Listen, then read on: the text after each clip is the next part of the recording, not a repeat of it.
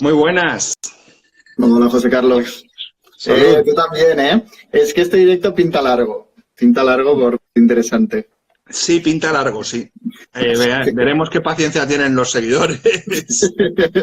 Si no, nos quedamos tú y yo aquí hablando, Yo me he hablando puesto aquí solo de un Jack literatura. Daniels con hielo y agua, o sea que tengo para largo.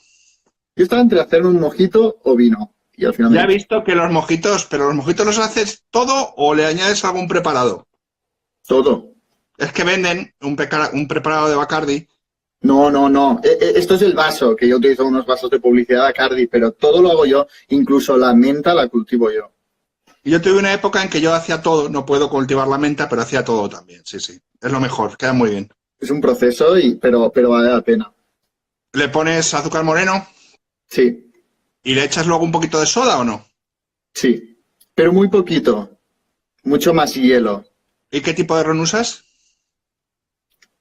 Hostia, ron. El, uno que también se llama Bacardi, creo. Ujú, sí, pero ¿el Así, blanco normal o el blanco. el blanco? Ujú. Sí, sí. Muy bien, muy Dicen que bien. no se me ve la cara. ¿Cómo que no se me ve la cara? Yo te veo perfectamente y te oigo perfectamente y todo perfectamente. ¿Me veis, me oís bien? Por favor, que solo una vez no tenga problemas de conexión, por favor. Yo te veo fenómeno y te oigo fenómeno, mejor que nunca. Los que no me veis, por favor, desconectaros y volveros a conectar a ver si se soluciona. Dicen que es que estás muy arriba y que se te ve, Así, ahora se te ve la cara entera. así. Y claro, que sales un poco arriba, te corta como por aquí. Hostia. Pero eso es una cosa de tu posición. Baja un poco la cabeza, que se te ve mucha camiseta y poca cabeza. ¡Ey, ey, ey, ey! Ahí. ¿Ahí? Estás Baja la perfecto. cámara, dice. Perfecto. Vale, vale, perfecto. Nada, de momento he pedido disculpas, la lié yo, no José Carlos, as always, porque dije YouTube por una serie de ventajas que nos ofrecía y lo tuvimos que cambiar porque YouTube ya no lo hace. Pero ya no lo hace o no lo hacen ahora con la cuarentena porque han rebajado No, cosas no, no, no. Ya para lo limitar han el ancho de banda. eliminado. Lo han eliminado para siempre, se ve hace unos meses, pero Vale, ya vale, para siempre. vale. De acuerdo. Pero bueno, lo subiremos más tarde allí.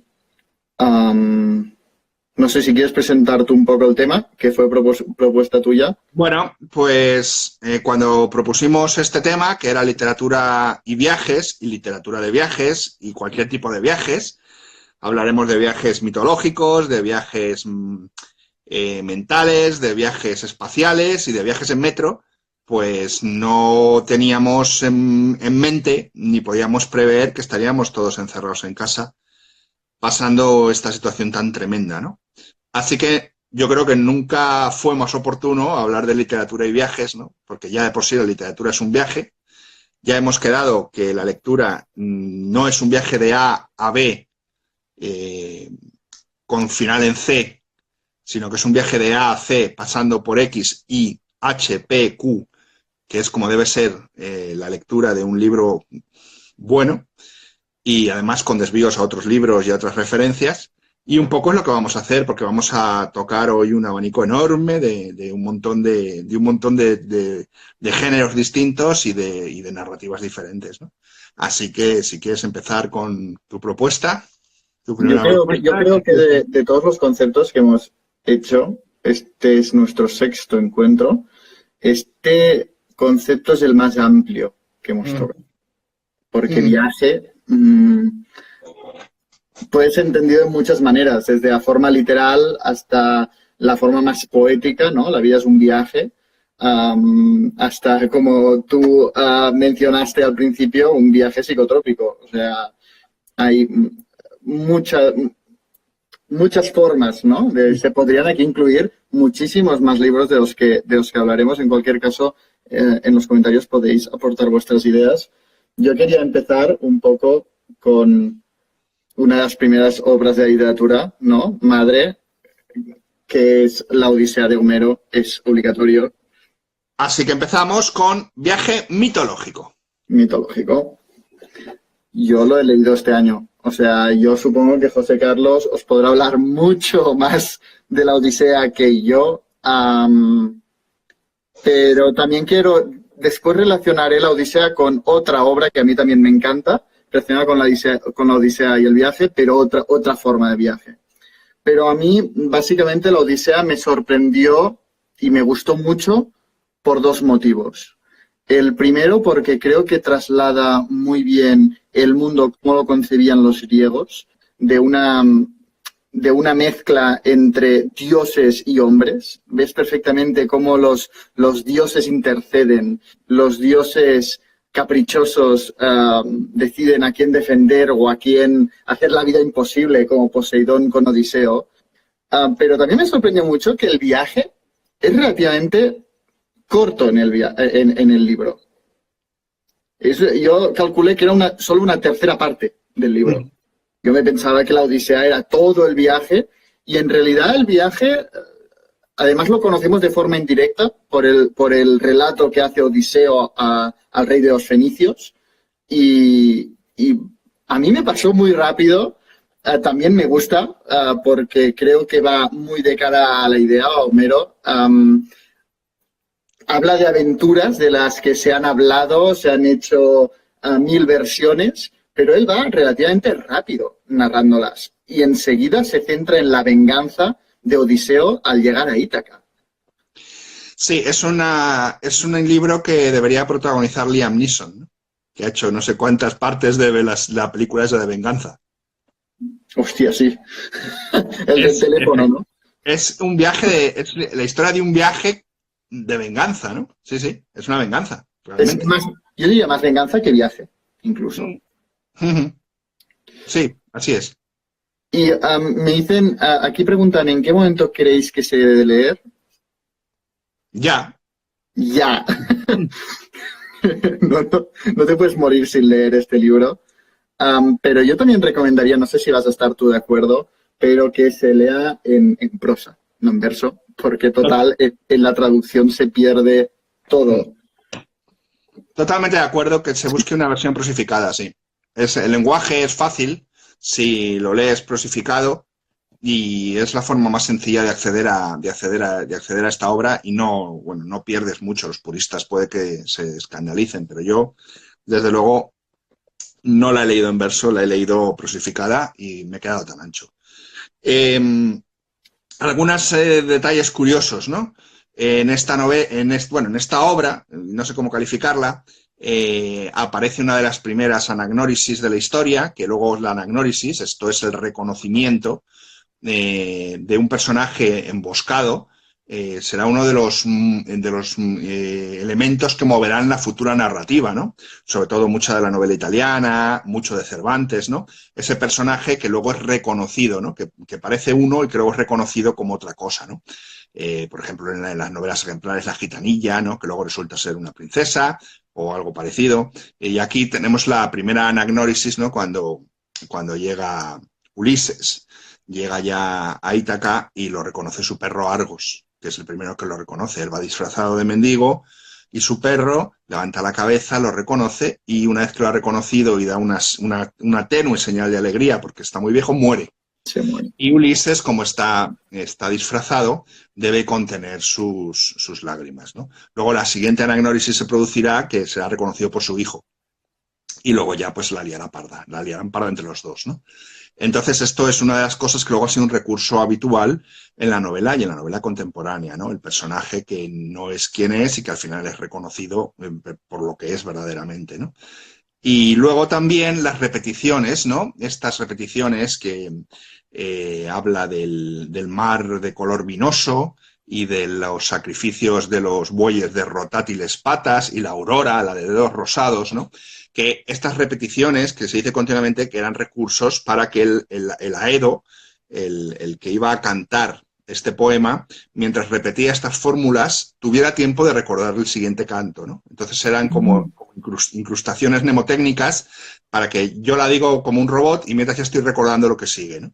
Por eso hay estas repeticiones tan continuas, ¿no? Bueno, son unos aspectos que me parecen a tener en cuenta, ¿no? En la Odisea. Y otra cosa que no tiene que ver estrictamente con el viaje, pero ni no me quiero alargar con el tema, pero también me sorprendió mucho, es el prototipo de héroe. Porque yo creo que hoy tenemos el prototipo de héroe como muy justo, muy piadoso, muy, ¿no? Que tiene gracia con sus enemigos, etcétera.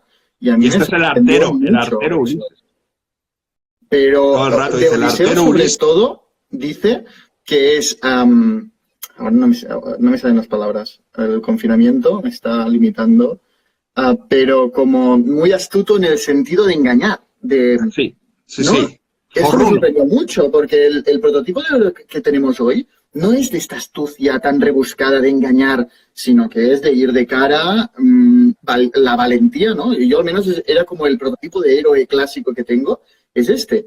Y aquí es como un hombre muy astuto, que no tiene más maña que fuerza, y en la venganza yo me quedé patidifuso. O sea, ¿cómo se encarna?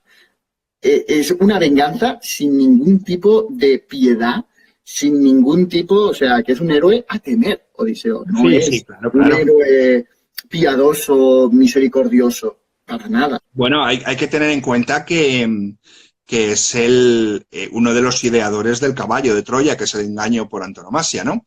Y que luego en la comedia de Dante está en el infierno, está por culpa de lo del caballo y también por culpa de que él, después de esta expedición, cuando llega a Ítaca y recupera su trono, no se queda tranquilo y, según la comedia, reúne otra vez a sus hombres y les infunde cierto afán de conocimiento para que vayan hasta Gibraltar, ¿no?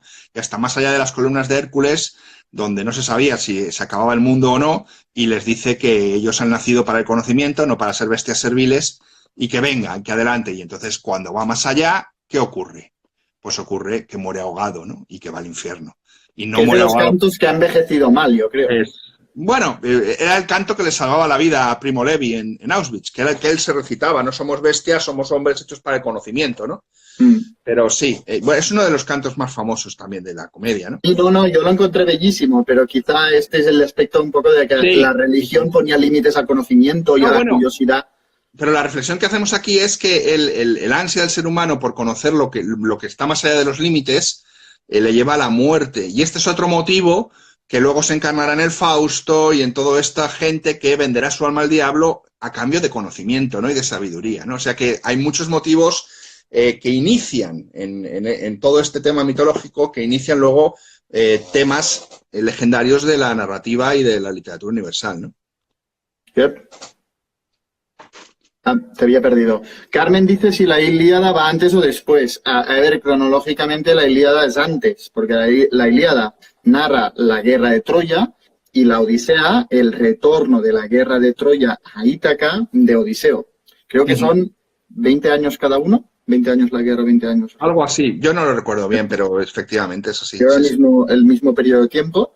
Y antes han preguntado si por el lenguaje es muy complicado, Y a ver, yo tengo que decir que al principio a mí siempre me había intimidado. Yo empezaba a leer lo de las musas, empezaba a leer y digo, wow, yo no estoy preparado por esto. Pero si tú sigues leyendo y te pasas esa introducción un poco clásica, ¿no? De musas, inspirarme para el canto, etcétera, tal. Si tú pasas esto, yo creo que es una lectura muy, muy fácil de leer, realmente, ¿no?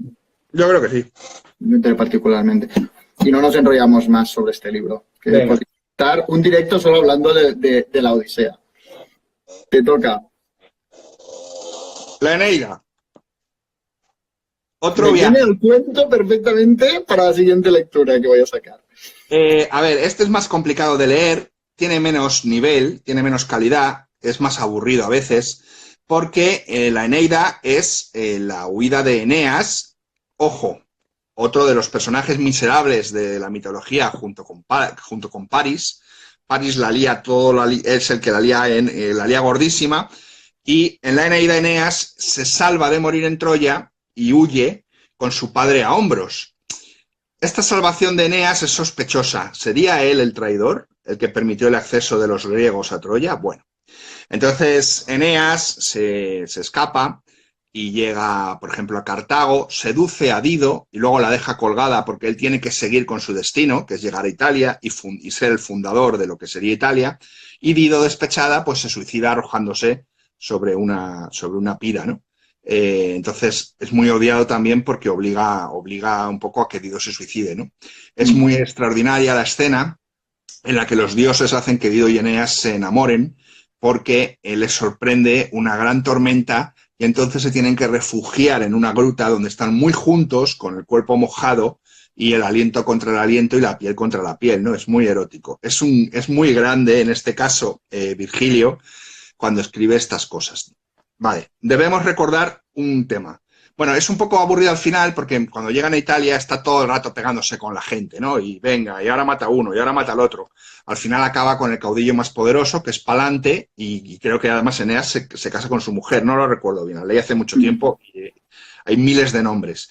Pero debemos recordar que Virgilio, en su lecho de muerte, pidió que se destruyeran las tablillas en donde se había escrito, porque esto era un encargo del César, y era un libro político para justificar que los césares, y sobre todo que este César, venían de los defensores de Troya. O sea, es un libro político, no tiene una gota de verdad. Virgilio lo escribe por encargo del poder, y no hay otra cosa que le pueda jorobar más a un autor que es escribir al dictado del poder. Entonces Virgilio, en el último viaje que hace, que había ido a ver algunos escenarios para terminar de rematar la obra, sufre una insolación y acaba muriendo al regreso. Entonces, al regreso, él pide que se destruyan esas tablillas. No sé exactamente si eran tablillas, cómo estaba, en qué soporte estaba, ¿no? Sí. Y bueno, pues no lo hacen, evidentemente, porque era la obra para la gloria del César y para demostrar, ¿no?, que Roma descendía de los troyanos, ¿no? Y bueno, pues, pero el libro, bueno, es muy, muy divertido, y Eneas es uno de los que baja a los infiernos, igual que Dante, porque baja precisamente a ver a Tiresias, que está también en el infierno de Dante, porque Tiresias le va a hablar de cuál va a ser su futuro y de que va a ser el fundador de Italia y todo esto, ¿no? Bueno, pues os la recomiendo, pero con cierta paciencia. Vale, es densito. Sí, sí. Y por supuesto, prosificada, ¿vale? Bueno, la verdad es que yo aquí la tengo en verso, la tengo en un verso extraño. La tengo en un verso extraño. Está en verso, ¿vale? Pero sí, vale, no. En la versión de cátedra se lee fácil, ¿eh? Vale. Es verso, pero casi parece prosa, ¿vale? Pero es verso. Es que el verso, a mí lo único que no me gusta del verso traducido es que a veces me da la sensación de que puede el traductor traicionar la versión original para el tema de rímica y de temas que a mí quizá no me importan tanto como el contenido en sí, en una traducción, claro está. Carmen pregunta cuántas páginas tiene. Alrededor de 500 y pico. Bueno, pero en edición cátedra, ¿eh? Sí, bueno, no, pero a ver, he quitado la introducción, o sea, ya he contado con eso. Vale. Vale, y es letra de pulga, la verdad, pero es verso, entonces tiene un sangrado muy estrecho. Vale. Pero serán unas 400 páginas como poco. Con paciencia. Y ahora ya la lectura, mi siguiente lectura, me viene perfecto porque es un autor que admiraba muchísimo a Virgilio, tanto que lo eligió como su salvador en un momento en que estaba perdido. Exacto. La Divina Comedia o la Comedia de Dante Alighieri. Y además yo diría, no sé si tú estás de acuerdo, pero en esta edición, por favor. Extraordinaria, la mejor que he leído. Yo me quedé chapó, ¿eh? Es la traducción de José María Mico, que está en verso, pero perfecto. En este caso, perfecto, con notas introductorias en cada canto. Es tremendo, o sea, es buenísima, leedla, por favor. Es genial, porque además esta edición es esto, te da acantilado, exacto, Carol. Te da muchas claves, las notas introductorias, al menos en mi caso, por ejemplo, que no conocía la obra. Antes de empezar cada canto hay una nota del traductor que te hace un breve resumen, yo diría, del canto y te da claves, curiosidades, pero sobre todo claves para entender y para exprimir al máximo esta obra magna de la literatura. El protagonista y narrador es el mismo Dante Alighieri, que en un momento en que está perdido, él lo representa como una selva, como una jungla de vicio y de pecado, que está desorientado en la vida, pues se le aparece Virgilio y pues le anuncia que ha obtenido los permisos correspondientes y la solicitud de su amada, que está en el paraíso, para llevarlo. Será Dante la primera persona viva que tendrá el honor de visitar el mundo celestial en el sentido del infierno, el purgatorio y el paraíso. Vale, porque antes de Dante habían bajado a los infiernos San Pablo, Jesucristo, Eneas, en el libro que acabamos de hablar, Perdón. y Orfeo en busca de Eurídice. Y no había más. Estos habían bajado a los infiernos. Y luego Dante con sus dos. El siguiente es Dante, es verdad, tienes toda razón. Y bueno, está organizado en cantos. Yo, en la introducción de esta edición, dice algo que se me quedó grabado, que fue que lo realmente divino, lo realmente milagroso, fue que Dante pudiera terminar esta obra magistral en vida, teniendo en cuenta la mortalidad de aquel tiempo. Empieza por el infierno, va bajando círculo a círculo en el infierno, vamos conociendo los castigos que reciben dependiendo de qué pecado cometieron en vida, las almas que no tienen salvación posible y que se quedan en el infierno purgando sus pecados. Luego sí que van en el purgatorio, que son las almas que pecaron, pero pueden purgar y pueden subir después al paraíso. Y finalmente al paraíso, que aquí es donde José Carlos y yo no estamos de acuerdo. A mí el infierno me gustó, el purgatorio también. Incluso el infierno yo diría que es una novela de aventuras. O sea, hay momentos en que Dante y Virgilio escapan de demonios que los quieren atrapar, tienen que correr, viven aventuras en el infierno. Sí, el purgatorio, a mí también me gustó mucho, me sorprendió porque me gustó y me habían hablado mal del purgatorio y a mí me encantó. Pero el paraíso, para mí fue una clase de teología, fue Santo Tomás de Aquino, dando clases teológicas que a mí sinceramente se me escapaban. Y nada, clases de teología. A mí el paraíso me falló, pero sin duda creo que vale la pena leerla, aunque sea por el infierno y el purgatorio.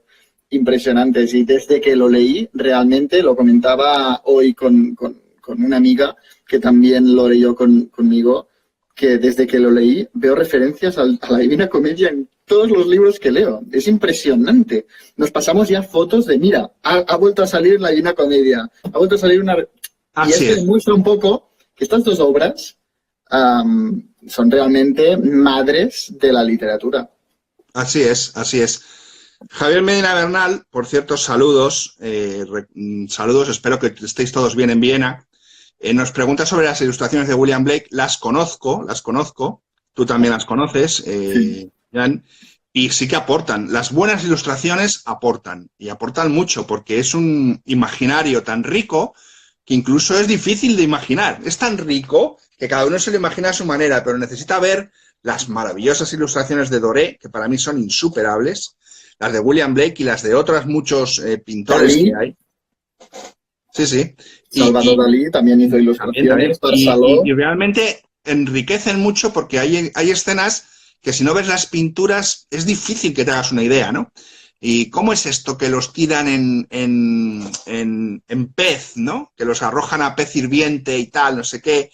Bueno, pues ves o que dos demonios se pelean y caen en esa especie de petróleo burbujeante, ¿no? Pues ahí están las ilustraciones de Doré, por ejemplo, y las de William Blake son muy alegóricas, son con cierto toque naif, no sé cómo se pronuncia, y son muy interesantes también y me gustan mucho.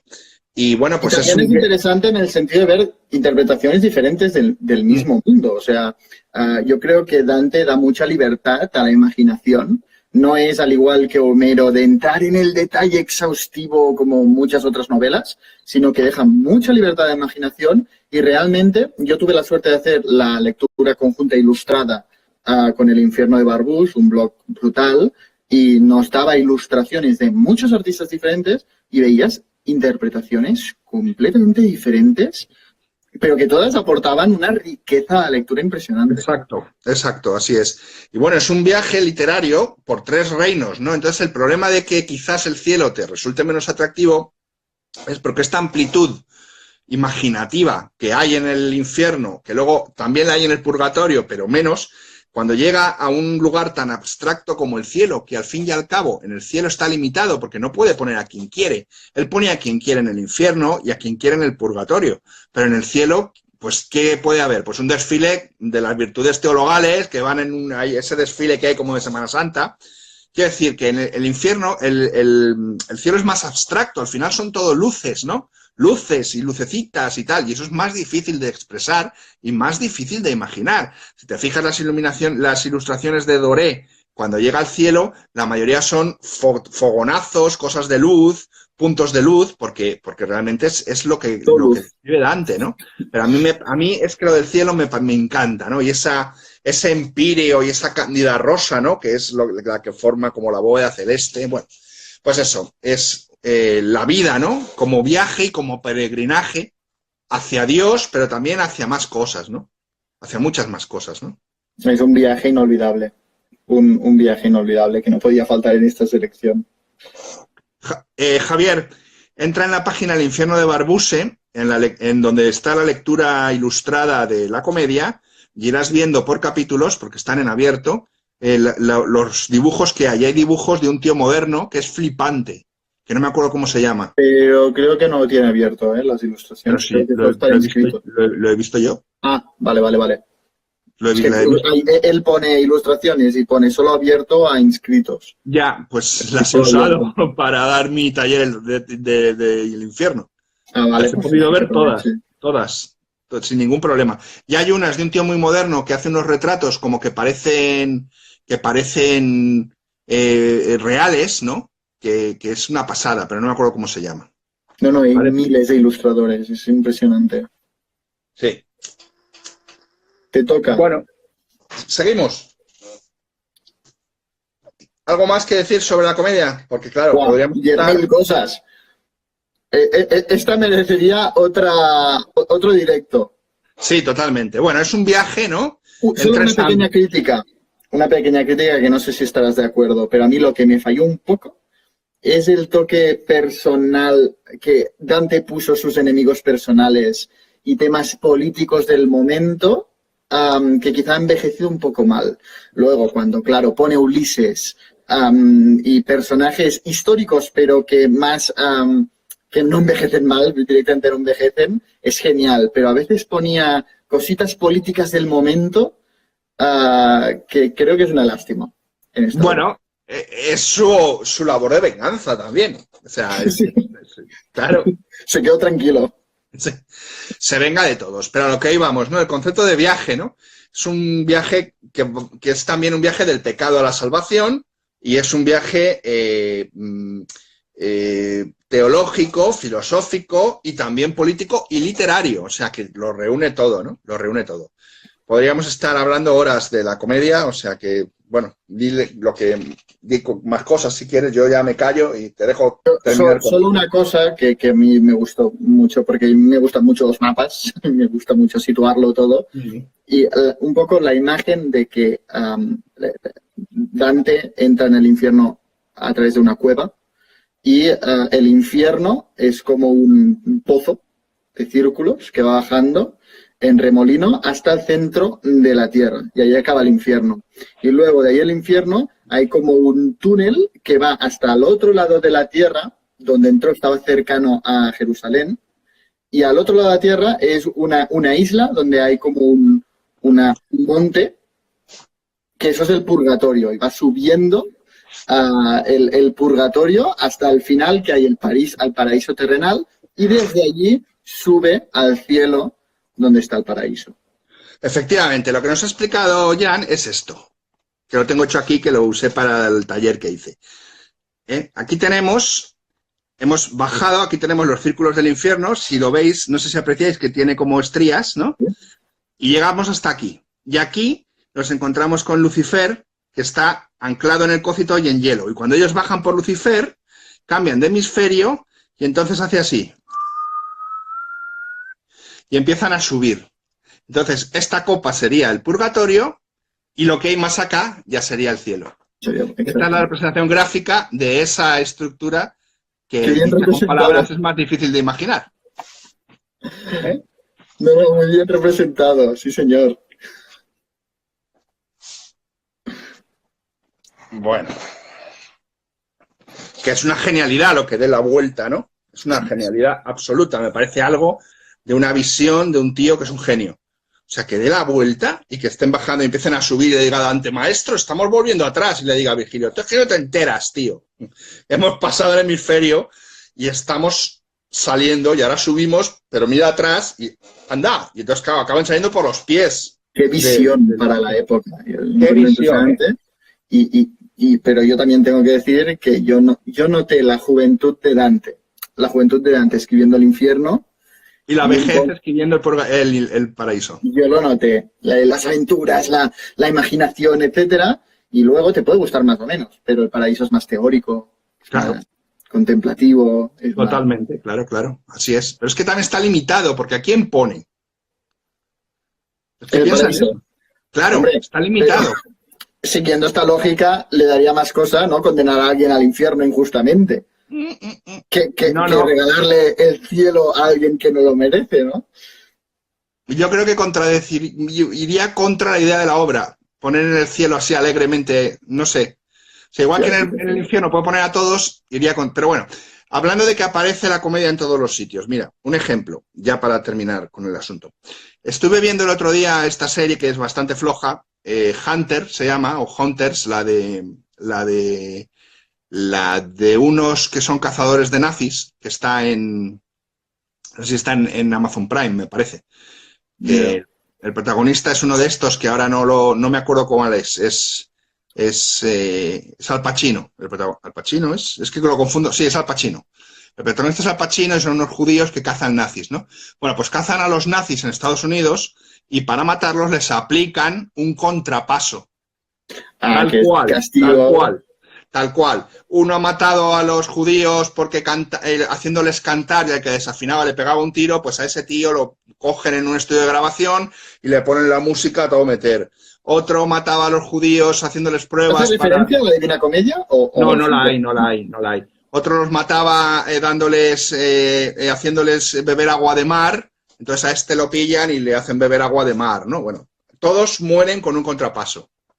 No, y Dante es un genio pensando castigos para cada pecado, ¿eh? Impresionante.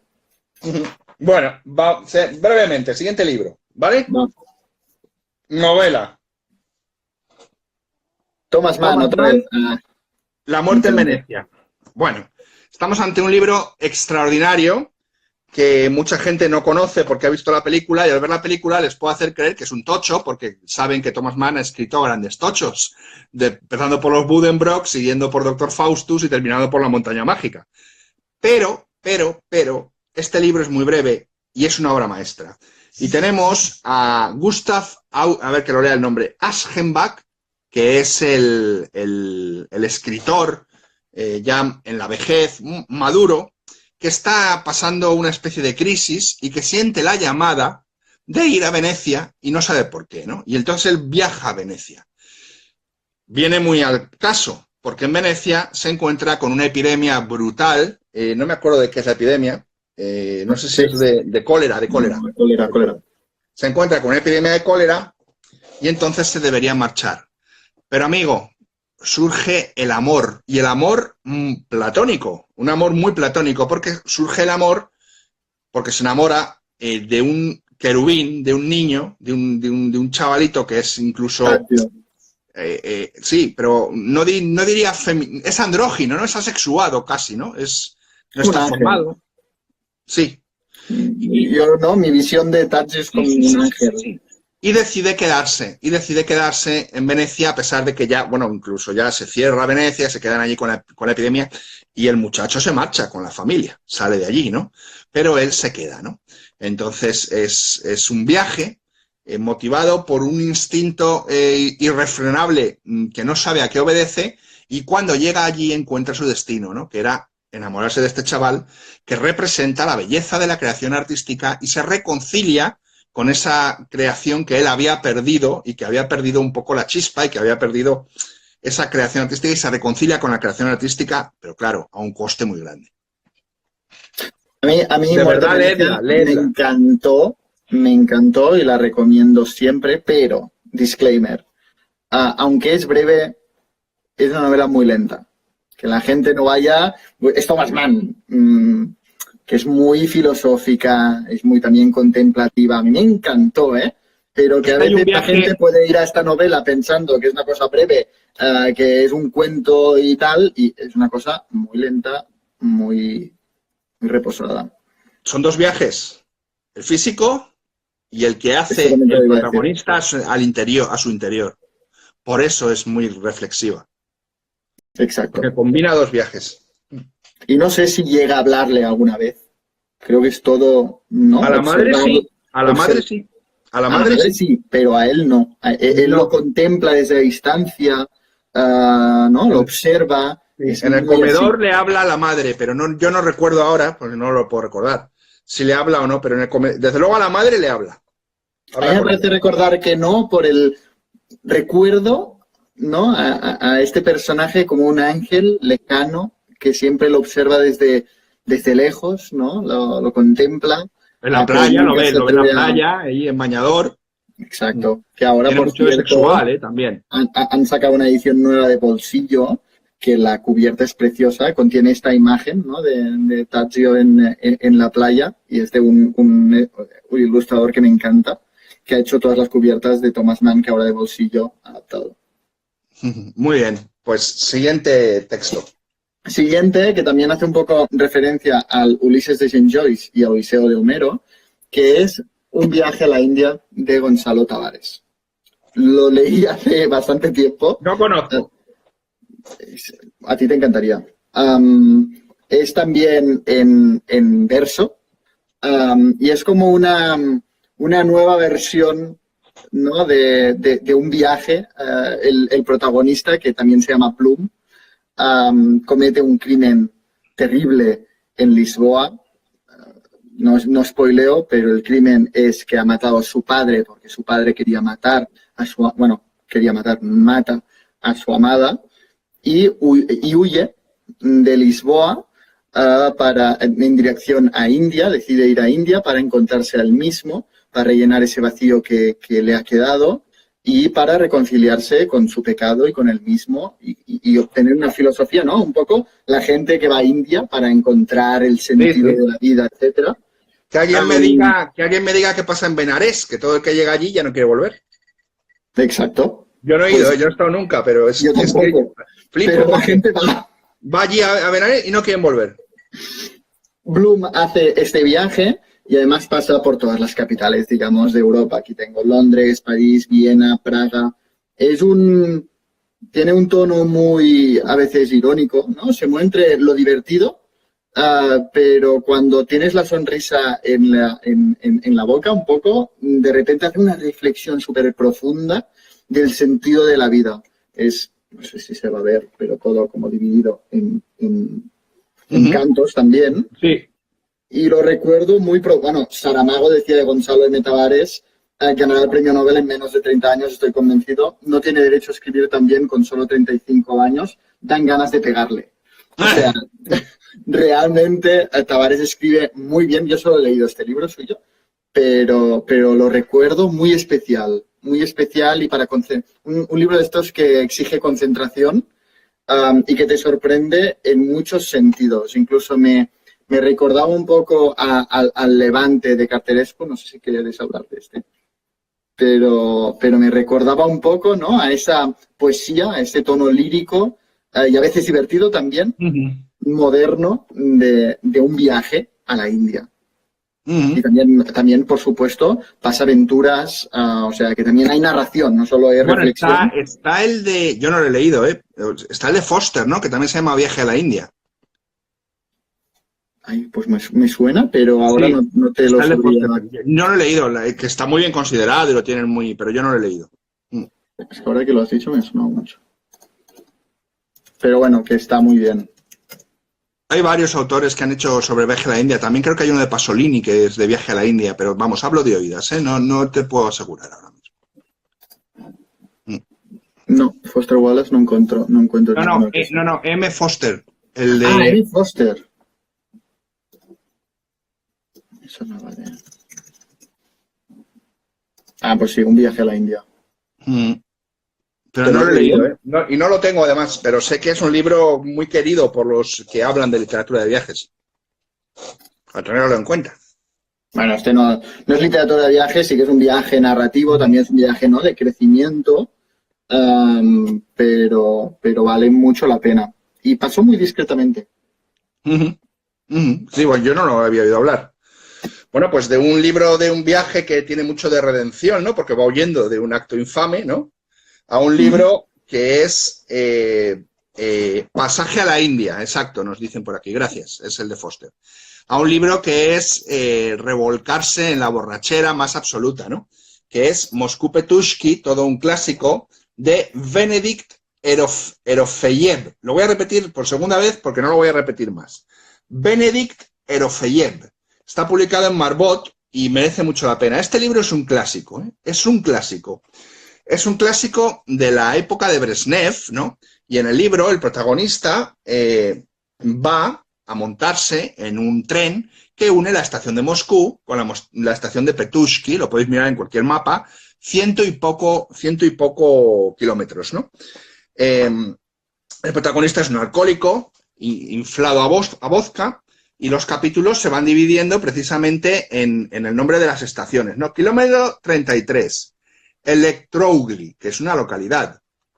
Y así, ¿no? Kilómetro Pavlovo Posad Nazarievo, el tramo, ¿no? Y se va dividiendo en tramos hasta que llega a Petushki. Usad, kilómetro 105. ¿Qué le espera en Petushki? ¿Por qué va a Petushki? Le espera una prostituta. O sea, aquí estamos bajando a los niveles básicos del ser humano. Le espera una prostituta. ¿Y qué ocurre? Que él se sube muy borracho. ¿Y qué ocurre durante el viaje? Que todavía se emborracha más. Entonces el viaje se convierte en el desplazamiento físico en tren, pero también en el viaje de un borracho, en un viaje etílico. Y tan pronto se sienta con gente a hablar disparates, que incluso se sienta con políticos ya desaparecidos que le cuentan su vida y con alucinaciones de borracho, ¿no? Es un libro muy triste, pero fue censurado, Erofeyev lo pasó mal, pero en Petushki, en la estación de Petushki, actualmente hay un monumento que conmemora esta novela de la época de Brezhnev, que además él era judío y, bueno, pues sufrió bastantes represiones del gobierno soviético, ¿no? Aquí lo tenéis, muestro el libro de nuevo, Moscú Petushki, y sobre todo también, lo importante del libro es que es todo humor, ironía y cachondeo. Y es, bueno, descarnadísimo. Es como si Valle Inclán hubiera escrito sobre un viaje borracho en tren. O sea, así de claro, ¿no? Y, bueno, pues recomendadísimo. Es todo un descubrimiento este libro, ¿eh? Bueno, me ha hecho cambiar el orden de mis libros, porque bueno, es que me lo estabas contando y digo, me recuerda mucho este otro libro. Una noche con Sabrina Love, de Pedro Maydal. No lo he leído, así que escucho atentamente lo que dices. A mí me encantó. Yo me leí de Pedro Maydal, La Uruguaya, y a mí no me gustó demasiado, pero Una noche con Sabrina Love me encantó. El protagonista es un adolescente que se llama Daniel Montero, tiene 17 años y vive en un pueblo lejos de todo, nunca ha salido del pueblo y como todo adolescente, pues se pasa el día encerrado en su habitación viendo porno y una conexión ilegal ahí con la televisión, conectado de manera ilegal, robándole el canal porno de pago a un vecino, etcétera. Pero bueno, se las ha arreglado y está completamente enamorado de la pornstar, ¿no? La estrella del porno, que se llama Sabrina Love.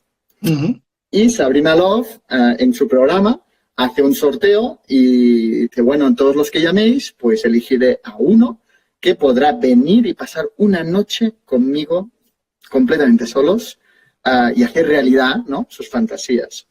Y el adolescente participa y gana.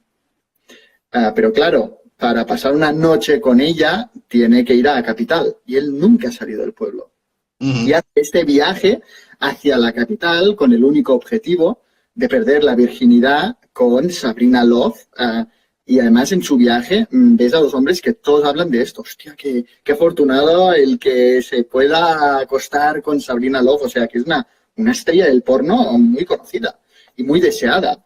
Y él tiene la suerte y hace este viaje hacia la capital.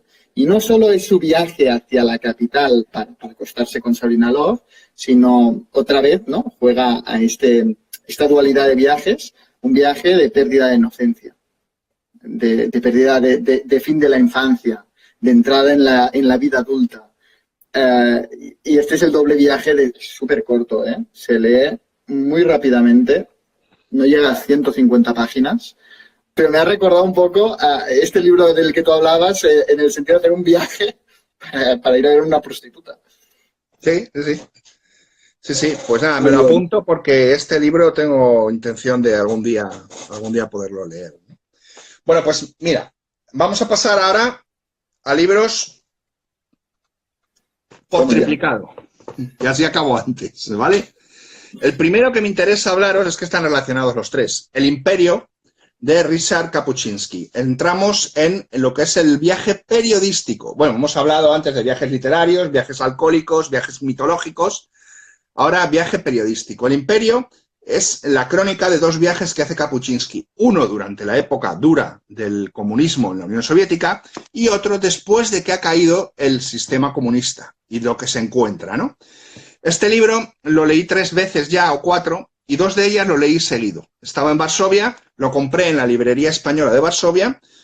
En Varsovia me lo leí en prácticamente un día y luego me lo volví a leer en el tren que iba de Varsovia, no me acuerdo a dónde, creo que a Berlín, y me lo volví a leer otra vez en el tren, ¿no? Y luego después me lo he vuelto a leer una tercera vez. Este es uno de los libros que me ha marcado. Es increíble y cómo te va marcando los contrastes entre una época y otra época, ¿no? Os lo aconsejo. El Imperio. Yo creo que es su obra maestra, ¿eh? Es su obra maestra. Vale.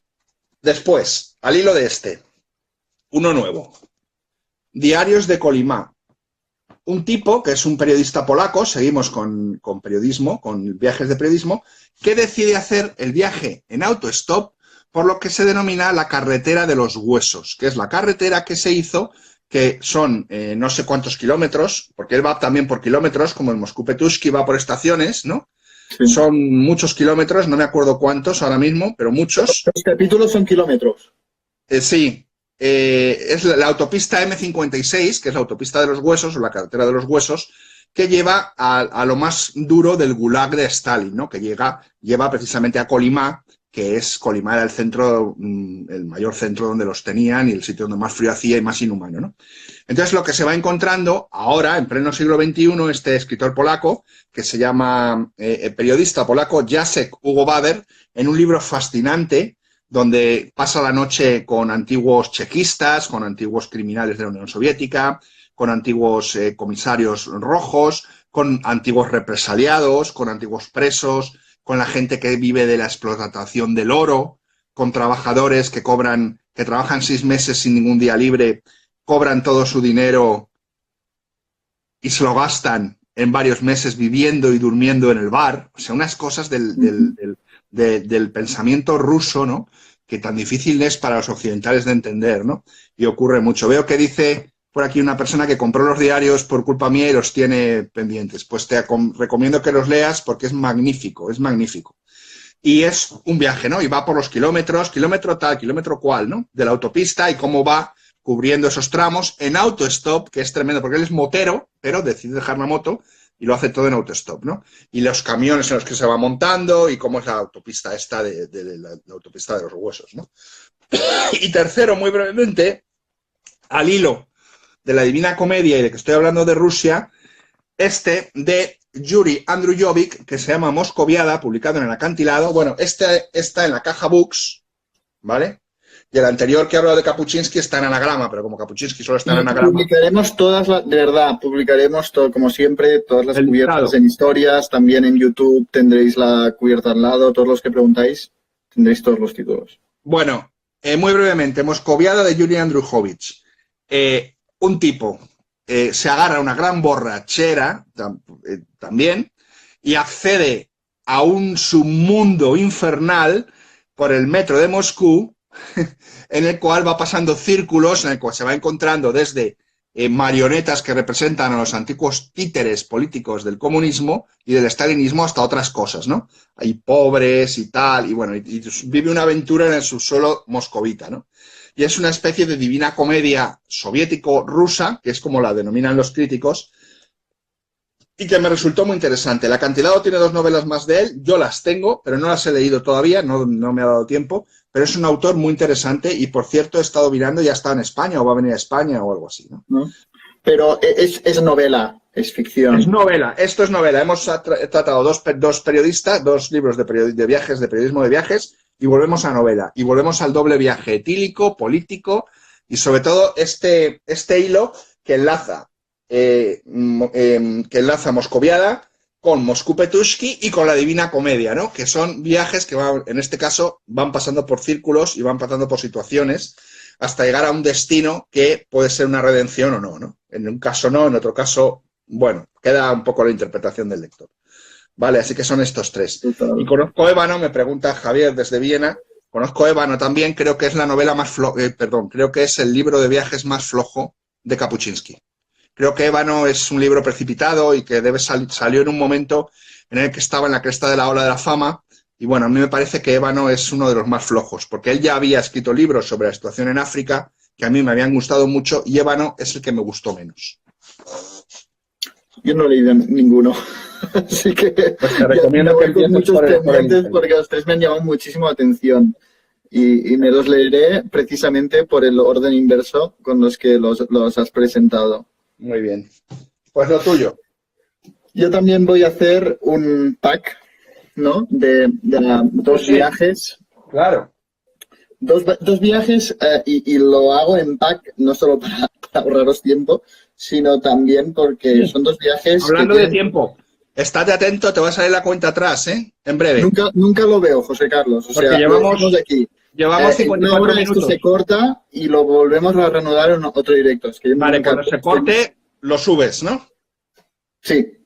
Vale. Y reanudamos otro nuevo directo para seguir. Pues estáos atentos porque en 5 minutos se cortará. Vale. Si no antes. Hablo de estos 2 libros porque los 2 son viajes y los 2 son una exploración de un tema que a mí me interesa muchísimo de literatura, que es el mal, ¿no? La maldad intrínseca del ser humano. Las 2 son exploraciones, anatomías de la maldad a través de un viaje. No sé si empezar a hablar de una novela porque se me va a cortar, ¿no? ¿Cuánto llevamos? Quedan 5 minutos, teóricamente. Vale. Empiezo por Anima, de Wajdi Mouawad, un escritor canadiense. Aquí tengo la edición en catalán, pero está en castellano, editado por Destino, con una cubierta horrenda. Nunca os llamaría la atención este libro por la cubierta que tiene Destino, y es una lástima, porque yo creo que es una de las mejores novelas que se han publicado en los últimos años. La novela arranca cuando un hombre... mira, me dicen corta y renueva si no se corta, y también es verdad. Quizá cortamos. Bueno, si cortas tendrás otra hora. Va, cortamos. Venga. Ahora reconectamos. Seguimos. A ver, estoy deseando escuchar tus 2 libros sobre viaje y maldad. Así ya no estamos limitados con el tiempo y ya podemos hablar tranquilamente. Como decía, la primera se llama Anima, de Wajdi Mouawad, y arranca cuando un hombre vuelve a casa de comprar y se encuentra a su mujer en la cocina brutalmente asesinada. Me vais a permitir que sea un poco explícito cuando digo brutalmente. Cuando digo brutalmente es apuñalada por todo su cuerpo y de un apuñalamiento en el agujero, ser violada por el agujero en su vientre. Y bueno, otros detalles que ya se me han olvidado por suerte, pero te lo narra con un detalle, la brutalidad de un asesinato que solo puede haber hecho alguien que realmente tenía una rabia, un odio enfermizo. Y el hombre no entiende nada, tenía una vida normal, sin enemigos. La policía pues lo entrevista pero justo en ese momento él decide emprender un viaje persiguiendo al asesino de su mujer a través de todo, creo que recorre Canadá y Estados Unidos. Y una cosa muy especial de este libro es que los narradores son animales. Anda, qué curioso. Toda la novela, ¿ves? Hay capítulos más cortos que otros, y todos los capítulos tienen el nombre científico del bicho que habla. Qué bueno. Al final, por supuesto, están explicados todos los nombres científicos, porque, claro, te dicen... Muy interesante, esta novela me la apunto. Es brutal, pero es brutal. Y todo el viaje de este hombre para buscar al asesino, pero no con un móvil de venganza, como podría ser el de Odiseo que hemos hablado al principio, sino un móvil de entender por qué, ¿no? De entender el mal. Y todo el viaje de este hombre solitario va siendo narrado por diferentes animales que se van encontrando con él, que puede ser desde un perro que lo acompaña durante un día porque le ha dado un poco de comida y lo sigue todo el día, hasta un mosquito. Un mosquito que quizá tiene solo 2 frases porque no tiene memoria, pero todo el rato, todo este viaje va siendo narrado por animales que van coincidiendo con él. Sí que está en castellano, que lo preguntan, está en castellano por destino, una cubierta horrible, es un maltrato. ¿Quién es el autor otra vez? Wajdi Mouawad. Es de origen sirio, creo. Me estás hablando del libro de Muhammad y yo estoy aquí sin moverme. No te había entendido bien. Me cago en la leche, no me jodas. ¿Has leído este o Incendios? No. Vamos a ver. No he leído ningún libro de Muhammad. Ahora ya es que ya no puedo más. O sea, yo sé que tenía novela, creo que tiene 1 o 2, pero soy un fanático seguidor de su teatro. Tiene obras de teatro, que la más famosa es Incendios, que en catalán también se Litoral, en volumen. Litoral es también. Tremenda. Un obús directo al corazón también. Incendios tiene película. ¿Película de qué? Incendios, su obra de teatro Incendios, No tiene lo sabía. adaptación cinematográfica, es brutal. Bueno, pues yo he podido, claro, pues la veré. He podido ver 4 obras de teatro. Yo estoy rendido a este hombre. Es libanés. Libanés. Y es una víctima de la guerra civil del Líbano. Y es tremendo. Entonces ahora ya me he quedado flipado. Cuando me has dicho que era de Muhammad, lo tengo súper pendiente. Lo tengo dedicado. ¿Dedicado por él? Dedicado, vino a Barcelona. Qué bueno. Brutal. O sea, es una novela que nunca me canso de recomendar. Por favor, leed ese libro. Hay que leerla. Es impresionante. Muhammad es un genio. Es el futuro premio Nobel de literatura cuando le den a un autor teatral. Porque se lo van a dar como autor teatral, porque su producción teatral es impresionante. Litoral, Incendios, Bosques. No me acuerdo ya del nombre de todas las obras. Pero, José Carlos, su novela es su obra maestra. Es que no la he leído, pero si me dices eso, siendo como son las obras de teatro, tiene que ser la leche. Y narrado por animales. Esto realmente alguien lo ha dicho, esta ilustración que eligió Periscopi. Sí, lo ha dicho Javier desde Viena. Representa perfectamente, ¿no?, la soledad de este hombre que viaja con un animal. Gracias, Jan. Gracias por traer a Muhammad aquí, porque somos pocos los que lo conocemos y los que lo adoramos. Y desde luego, si alguna vez en Barcelona o en Andorra o donde quiera que pares, o en Londres o en la Conchinchina, coincides con que hacen una obra de él en el teatro, por favor no dejes de ir, porque eres otro después de presenciar una obra de este tipo, de verdad. Y son obras todas brutales que no te dejan indiferente. Preguntan el título en castellano, es exactamente igual, Ánima. Pero sin el acento abierto. Es el mismo. Bueno, el mismo título. Y el otro. Y sí, el otro, de momento solo está en catalán. Fue mi mejor lectura del año pasado. Pero ya se está traduciendo tanto al inglés como al castellano. Lo va a publicar Navona Editorial. Que yo creo que qué bien. También es un lujo. Qué bien. Que sea Navona. Porque me alegra. Sí. Es brutal. O sea, este libro yo creo que también es de lo mejor que se ha publicado en literatura catalana en los últimos años. La historia arranca cuando una mujer ya madura, que lleva un año saliendo con un hombre, este hombre, su pareja, le cuenta que le confiesa de repente, una noche, que mató a su mujer. Y estuvo en la cárcel y de hecho cuando empezaron a salir, acaba de salir de prisión porque había matado, había asesinado a su mujer. La reacción de la protagonista es echarlo inmediatamente de casa, sin pedirle más explicaciones. Le dice, vete ahora mismo, y echarle de su vida. Y la novela, este es el punto de partida, pero la novela, tal como dice el nombre, que no sé si lo he dicho, Persecució de Toni Sala, persecución, es una persecución de este enigmático hombre que se llama Albert Jordi, porque enseguida la mujer se queda sola y dice, seguro que tiene alguna explicación, porque yo lo conozco, llevo un año saliendo con él y no puede ser, y no le he pedido ni siquiera explicaciones. Yo creo que se merecía al menos que me diera alguna explicación de qué pasó, cómo sucedió. Y lo empieza a perseguir, a buscarlo, no lo encuentra en su piso. Y enseguida, como lector, ves que esta mujer solo es uno de los narradores de esta novela, porque se van incorporando diferentes narradores que de alguna manera u otra se relacionan con este enigmático, con este misterioso hombre, y todos lo buscan por una razón u otra.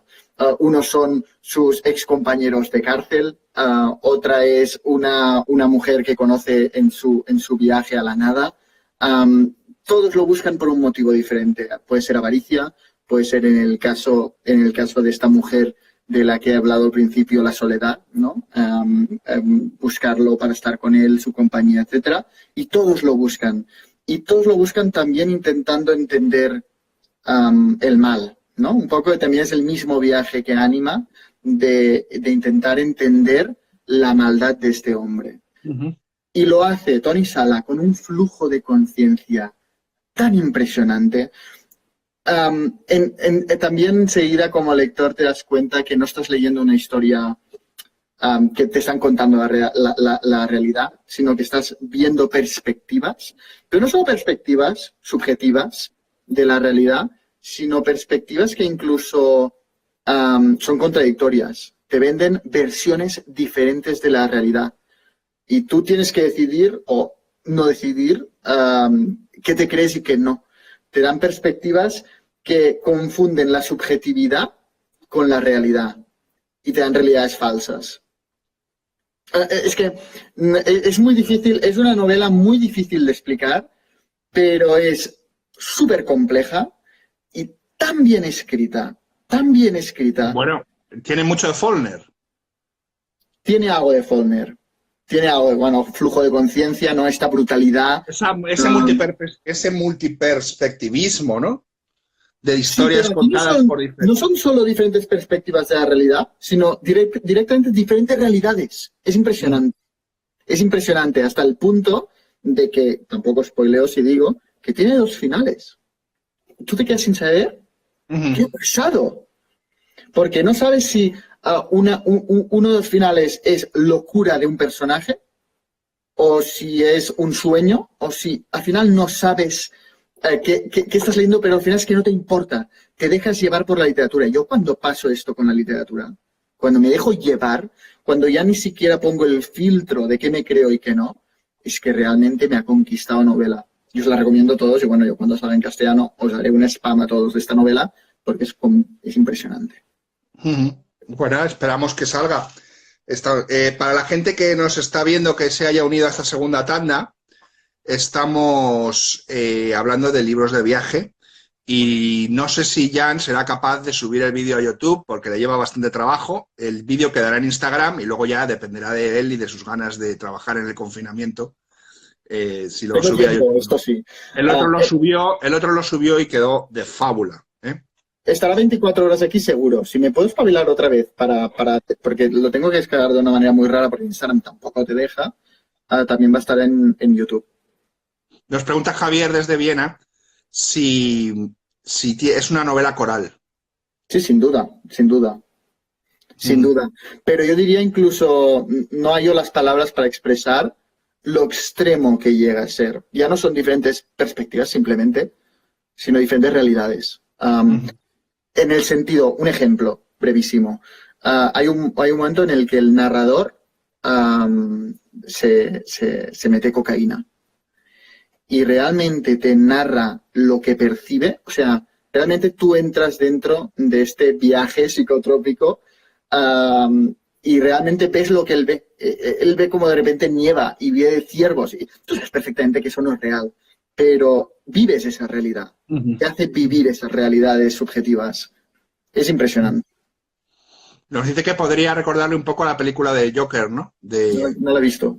De que no se sabe lo que es real o no. Yo sí la he visto, te la recomiendo. Sí, no, todo el mundo me la recomienda, pero aún no he podido. Bueno, pues si hablamos de viajes propiciados con cuyo origen es el mal o no, o el mal, pues tenemos esta novela que se llama El largo viaje, del que fue ministro de Cultura en España, Jorge Semprún, ya fallecido, que pasó por el campo de concentración de Buchenwald y, si no me equivoco, también pasó por el de Auschwitz, pero no estoy seguro. El largo viaje es ni más ni menos que el viaje en el vagón de ganado, hacinados, en este caso, desde Francia, como republicano español estaba en Francia y estaba deportado en un campo de tránsito, desde Francia, cuando Francia cae en manos de los nazis, a todos los que tenían en estos campos los mandan a los campos de concentración. Y es el viaje en el vagón de ganado y se llama el largo viaje porque es que nos habla el viaje. Él está en el vagón, es una experiencia que él vivió, real, y este viaje físico y extremadamente duro le permite también un viaje con la memoria a recordar precisamente las circunstancias que le han llevado a estar en el interior de ese vagón, ¿no? Y la novela termina cuando llegan al campo y ya a partir de ahí daría para otro libro, pero el tema es ¿qué es el viaje? Y por eso se llama así, el largo viaje, ¿no? Y está narrado desde dentro. Hay una película que no sobre este libro, pero que también va sobre esto, ¿no? Sobre que está rodada pues, con mucha dificultad porque está rodada todo el rato dentro de un vagón, ¿no? Creo que es una película alemana. Y va de eso, ¿no? Y bueno, pues es un viaje cuyo origen es el motor de este viaje ha sido el mal, ¿no? Ha sido meterlos en un vagón para llevarlos al exterminio, ¿no? Y bueno, pues me venía... También te pinta ser brutal, ¿no? Sí. Y Oscar, él tiene luego más novelas ya dice, sobre su estancia en Buchenwald, sobre su estancia en los campos de concentración. y Oscar también dice un viaje a Comala que me recuerda a Pedro Páramo, que también podríamos haber incluido perfectamente, porque también tiene doble viaje, de hecho. Totalmente. Siguiente. Venga, siguiente. Viajes con Charlie en busca de Estados Unidos del Nobel norteamericano John Steinbeck. ¿Qué tal? Podría haber traído también Las uvas de la ira, que también es un viaje del este al oeste, pero no solo un viaje en este sentido, una vez más. Pero Las uvas de la ira es quizás su novela más importante, más conocida. Nos dice en el título de la película que yo decía, El último tren a Auschwitz, gracias, Judith 46. Lo que decía, que Las uvas de la ira es muy famoso, es su libro más conocido, y al final me he decidido por este que quizá no es tan conocido. Es no ficción, es el diario o el resumen o la narración de un viaje que hizo en 1960 Steinbeck junto a su perro, que se llama Charlie, y en una furgoneta, en este vehículo, furgoneta se llama, al que llama Rocinante. En un homenaje a Don Quijote. Y espera, y quizás a Dos Pasos. ¿Perdona? Y quizás hay en Dos Pasos, porque Dos Pasos tiene un libro que se llama Rocinante vuelve al camino, que también va de viajes o algo así por Estados Unidos. Pues no, Steinbeck dice que lo hace por Don Quijote. Vale. Es que me ha llamado la atención la coincidencia. Sí. Hicieron 16.000 kilómetros y un poco el viaje está motivado porque, como ya sabes, John Steinbeck está muy comprometido un poco con los problemas sociales de Estados Unidos. Todas sus novelas dan vueltas a los problemas sociales de pobreza y desigualdad de Estados Unidos. Y un momento, cuando ya era un poco mayor, cuando ya tenía una vida estable, ¿no? Cerca de Nueva York, creo que vivía, estaba cansado de que los diarios, de que los periódicos, de que los medios le contaran la realidad de su país y decidió coger una furgoneta, su perro, e ir a viajar y hablar con gente y conocer los paisajes, la realidad social y la realidad también personal de las personas con los que coincidían en el viaje.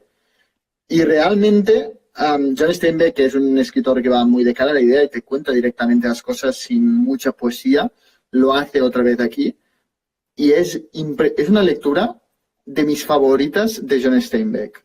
De mis favoritas de John Steinbeck por esa visión que tiene de la gente que conoce, ¿no? de sabe perfilar enseguida un personaje y esta vez son personas reales con las que se encontraba en su viaje. Y yo creo que es el retrato de los Estados Unidos de principios de los años 60. Queda muy bien retratado tanto Estados Unidos como personas un poco serían anónimas, corrientes, con las que se cruza y también paisajes. Por ejemplo, yo recuerdo el de la Ilustración, que es en California, ¿no? Esos grandes bosques te los describe perfectamente. Es una lectura que vale muchísimo la pena y un viaje, esta vez, para conocer de primera mano la realidad de tu país. Que no te lo cuenten. Una apreciación, porque hablar de memoria a veces pues uno se equivoca. Rocinante vuelve al camino de 2 pasos, es el viaje de 2 pasos por España. Yo no lo he leído, pero por eso te digo que me sonaba el título. Es el viaje de 2 podría pasos. ser, pero recuerdo perfectamente que me llamó la atención que lo hacía por Don Quijote. Y además, perfecto, sí. Me hizo mucha gracia que le pusiera nombre a su vehículo. Claro, sí, me parece curioso. Sí, muy bien, pues nada, lo apuntamos. Bueno, pues ahora vamos de 2 en 2. Viaje estelar, cósmico. 2 libros de viajes José cósmicos. Carlos, antes de que empieces, que preguntan el título. Viaje con Charlie en busca de Estados Unidos. Pero pondremos todos los títulos. Bueno, pues 2 libros de viajes espaciales, ¿no? Por supuesto. Solaris, de Stanislav Lem. Súper pendiente. ¿Lo leíste? Lo tengo súper pendiente.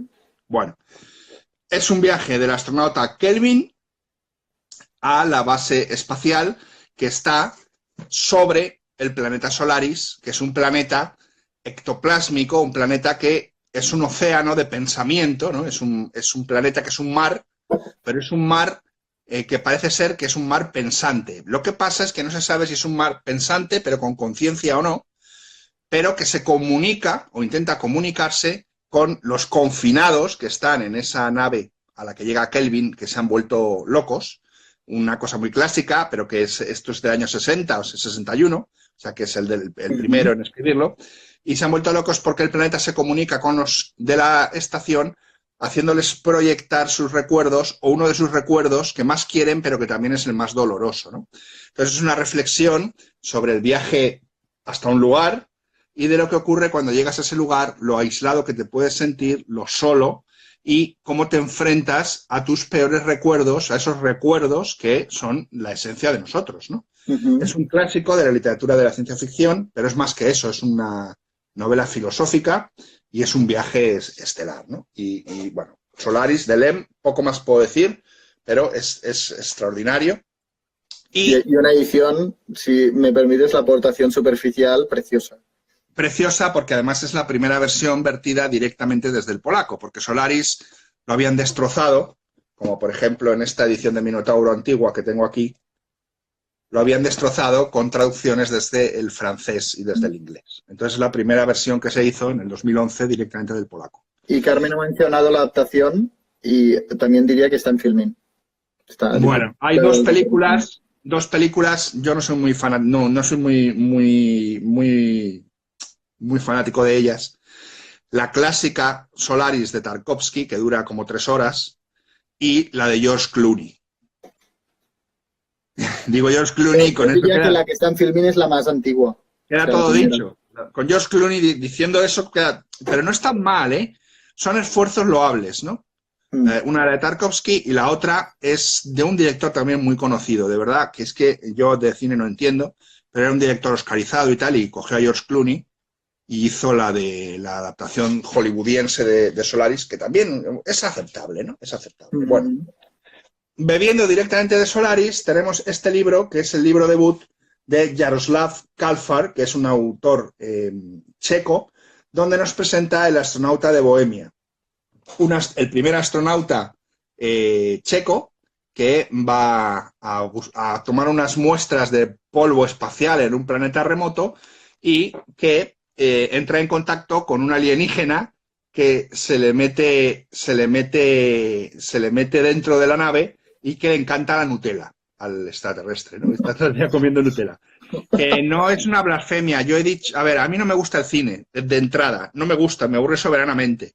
Entonces yo te digo que a mí la película de Tarkovsky, pues no me parece que esté a la altura del libro y ya está. O sea, que me permito blasfemar cinematográficamente. Pero como adaptación, tú hablas como adaptación, no no hablo como adaptación, yo no hablo como tema artístico y tal, porque ni entiendo ni nada. O sea, yo hablo como adaptación, prefiero el libro. Y el propio Stanislav Lem se quejaba de las dos versiones cinematográficas que hacían mucho hincapié en el aspecto amoroso de la relación de Kelvin con su mujer, que es la que el planeta le hace ver repetidas veces que su mujer se había suicidado después de una discusión con él.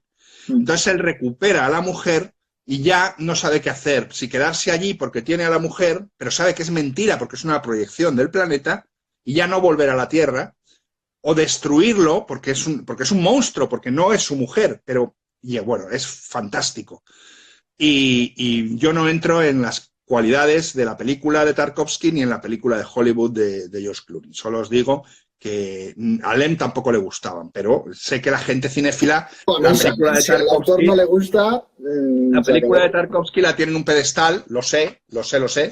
Así que bueno, pues yo ahí ni entro ni salgo. Bueno, hablaba de la sonata de Bohemia brevemente. Está el alienígena que tiene forma de araña, bueno, como queráis llamarlo, y que no sabemos hasta qué punto es una proyección de la mente del astronauta, que también le está recordando todo el rato su relación amorosa con su mujer, que le ha dejado en la Tierra porque no ha podido soportar la fama de este cosmonauta por ser el primer cosmonauta de Bohemia y no ha podido soportar la relación que se ha roto y ella le ha abandonado, ¿no?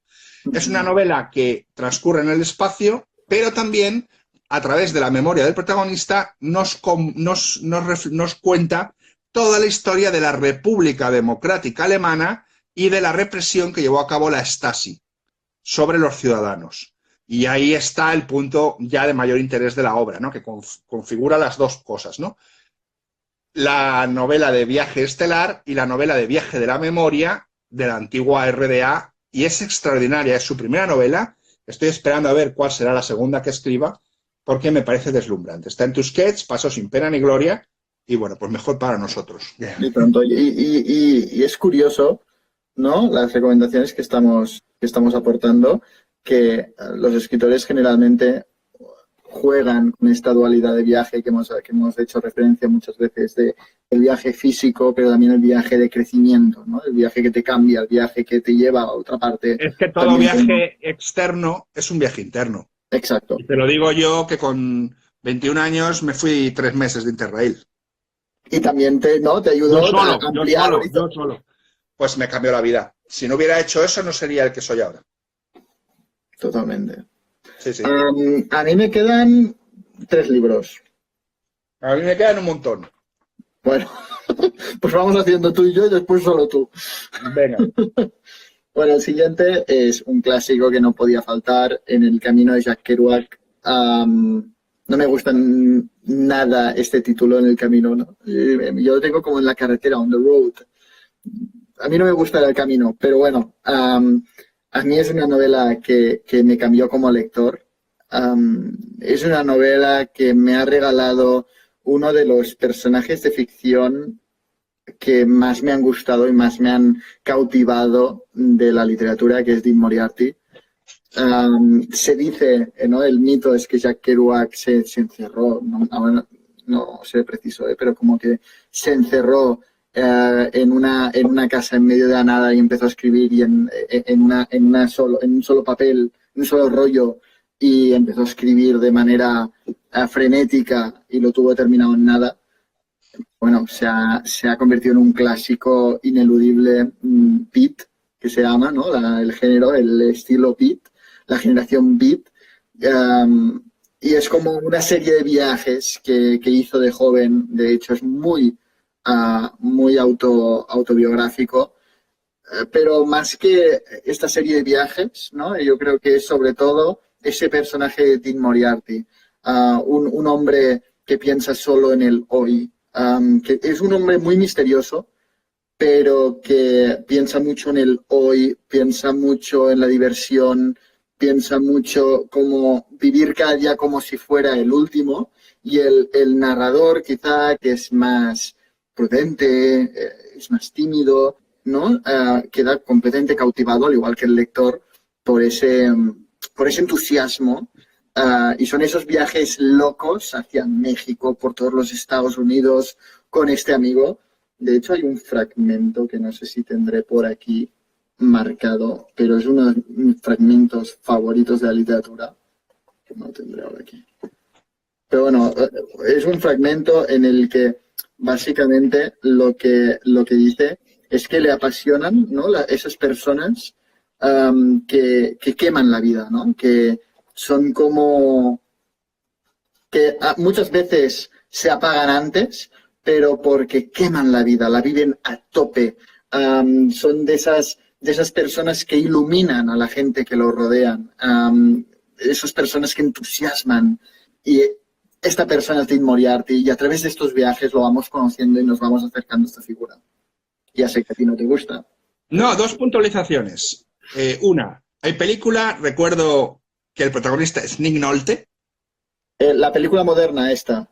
Sí, Nick Nolte. Creo que la película... No la moderna, la antigua. Vale, No la he visto. Yo la nueva no la he visto porque vi que la actriz es la misma que Crepúsculo y dije, no quiero saber nada. La antigua es Nick Nolte, el protagonista, ¿no? Con todo lo que tiene Nick Nolte de sobreactuado y estas cosas, pero bueno. La puntualización 2. Yo lo leí hace mucho tiempo y siempre me ha quedado en la cabeza esa escena que se tumban encima del coche a ver las estrellas y que también hay como una lluvia de insectos, ¿no? Es lo que recuerdo, que me dejó impactado, ¿no? De esas estrellas y esos insectos, ¿no? Que son como un símbolo de la libertad, ¿no? Y hasta qué punto esas estrellas y esos insectos también no son producto de ir de ácido hasta arriba. También, pero es como esa libertad.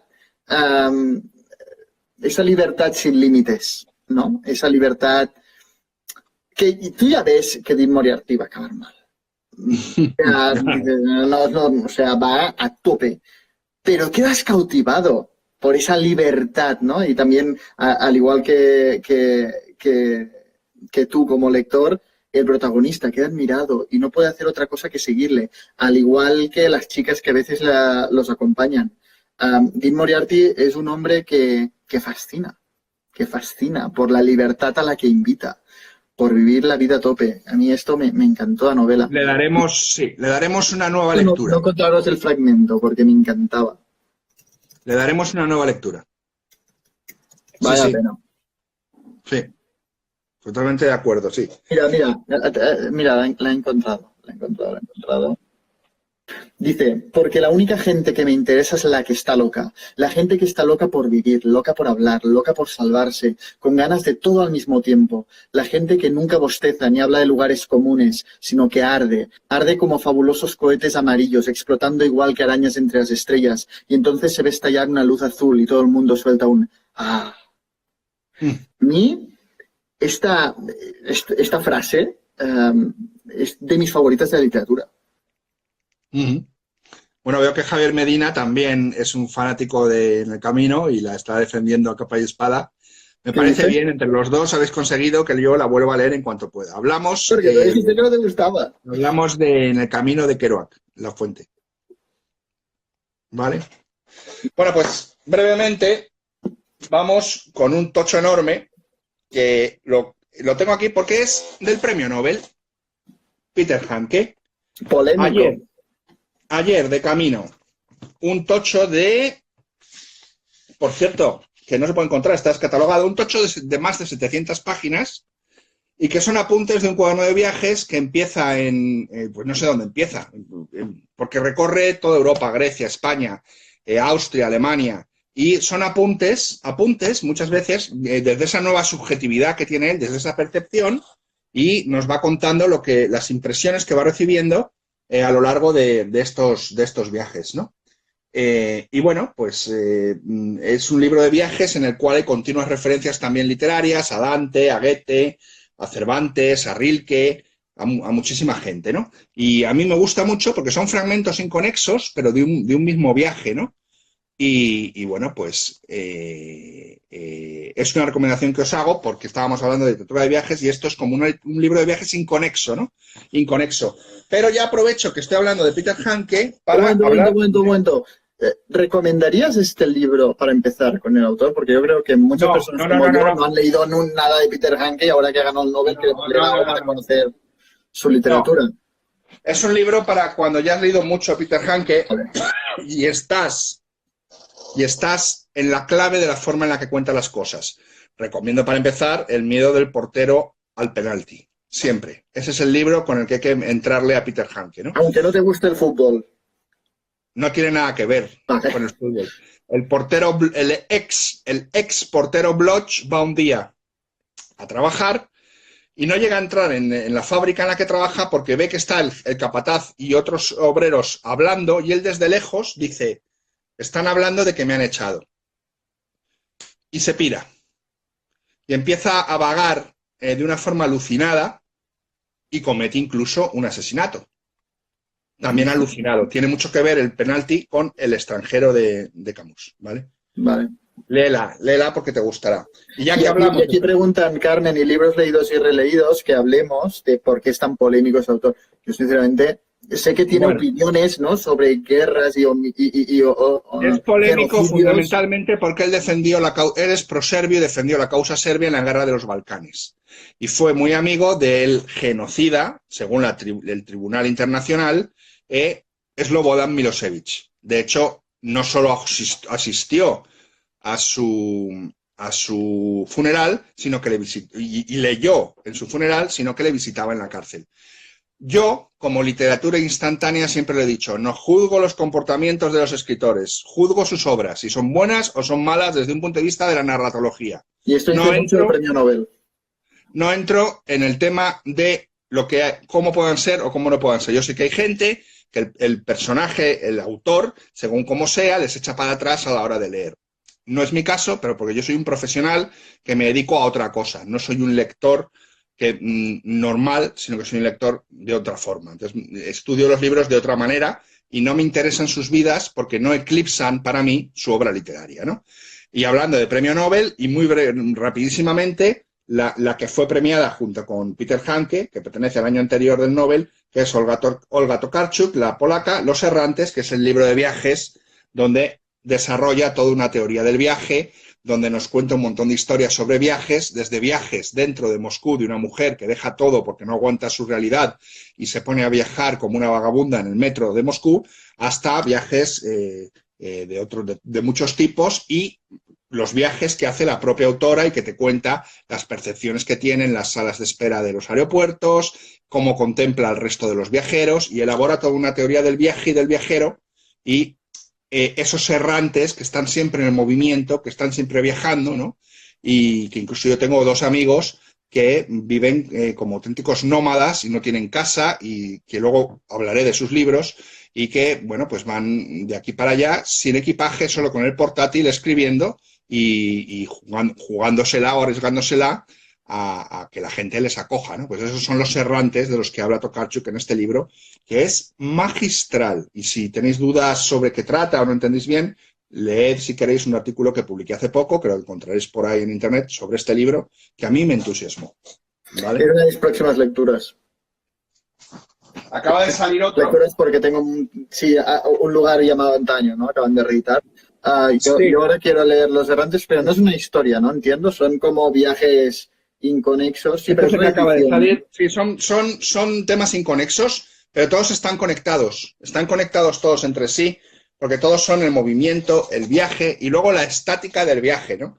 Ella habla mucho de momias, de embalsamamientos, de la plastinación, estos esqueletos que están ahora tan de moda, ¿no? Que se han hecho exposiciones muy polémicas. porque también es como un viaje detenido, pero un viaje en el tiempo, ¿no? Porque estos esqueletos tienen sus historias y bueno, es muy interesante el libro. Yo os lo aconsejo, ¿no? O sea que hemos visto 2 premios Nobel, Hanke y Tokarczuk.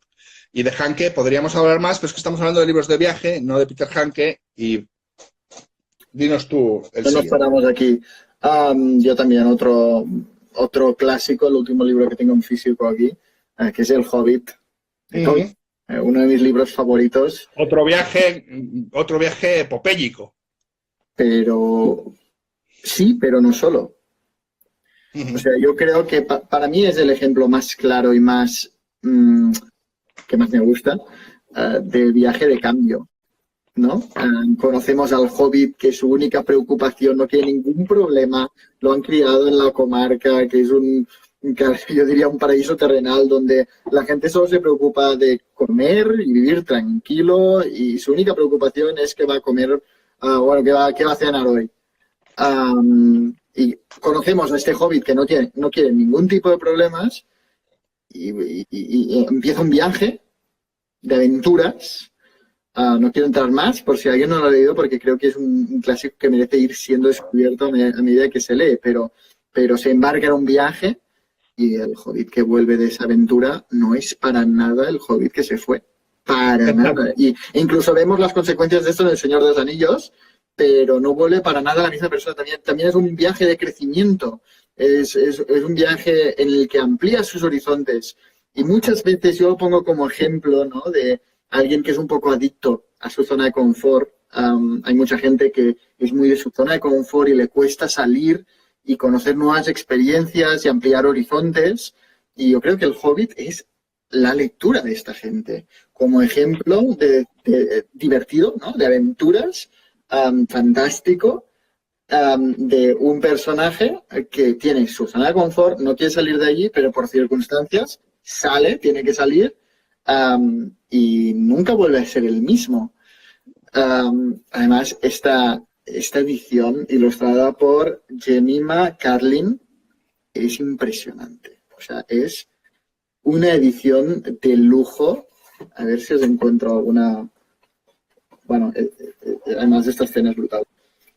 Pero son unas ilustraciones preciosas que casan perfectamente con este clásico de la fantasía.